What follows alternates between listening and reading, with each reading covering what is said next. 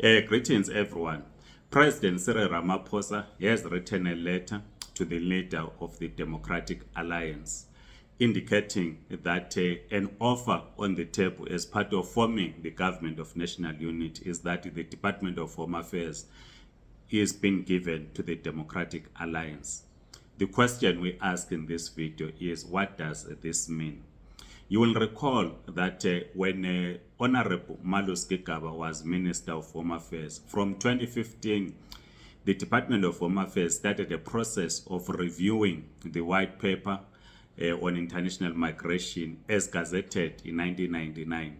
The argument at the time, that was in 2015, was that the gazetted paper in 1999 was not pan-Africanist in character. So the Department of Home Affairs, under the leadership of Honorable Malus Gigaba, then began the process of reviewing that white paper, trying to make it pan-African in outlook. A number of proposals were made in terms of managing migration. It also mainly focused on migrants that are within the SADC or are in SADC.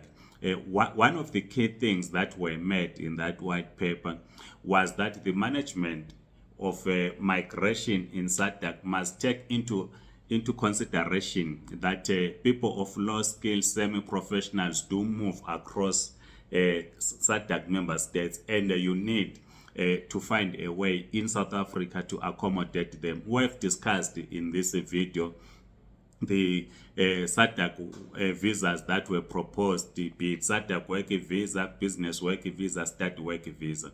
The white paper was then gazetted in 2017. Amongst the things outside the visas that were to be granted to people of low skill was the border management, which we now see being implemented. We've seen officials or officers been deployed in some border areas like Bedbridge, Lubombo, and others.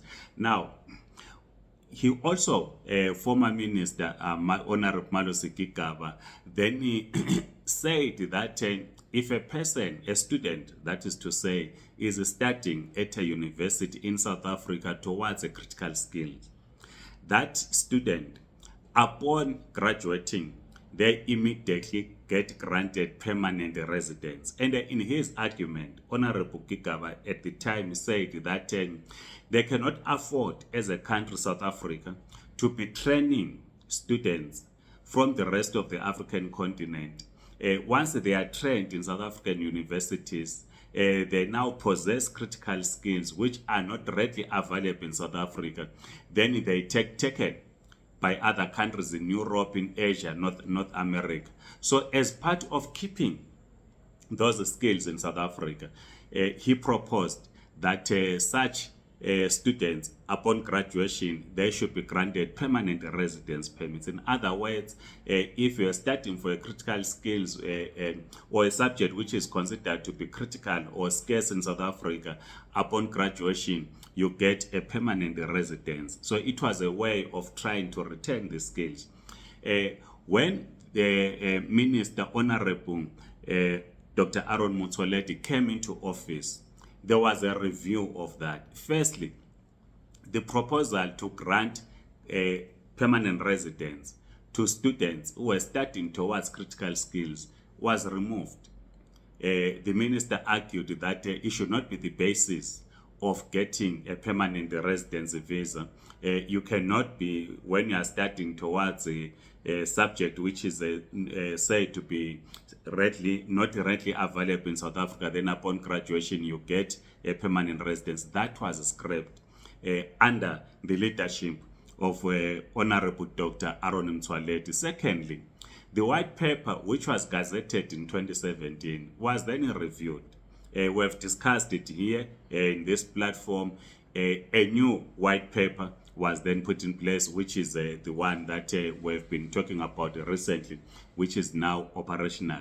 And in our view, we've expressed the view that we would prefer a white paper as gazetted in 2017 because in our view it recognizes that indeed there are people of low skill within the SADC region, and part of managing and knowing who is in the Republic of South Africa is to grant them documents, is to document them. We have always discussed the dangers of having people in a country who are not accounted for, who are not documented. So if a person is of low skill, is from Zimbabwe, is from Malawi, is from Mozambique, or any SADC member state, then you document them so that every person who is in the Republic is accounted for.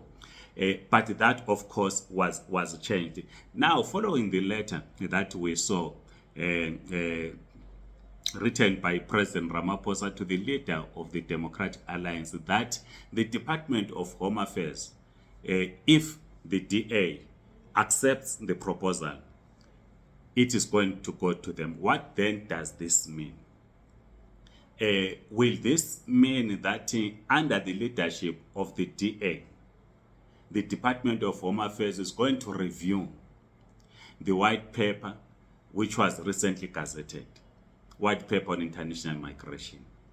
What will be the attitude of the Department of Home Affairs to students of African origin that study in universities in South Africa towards skills that are not readily available in South Africa?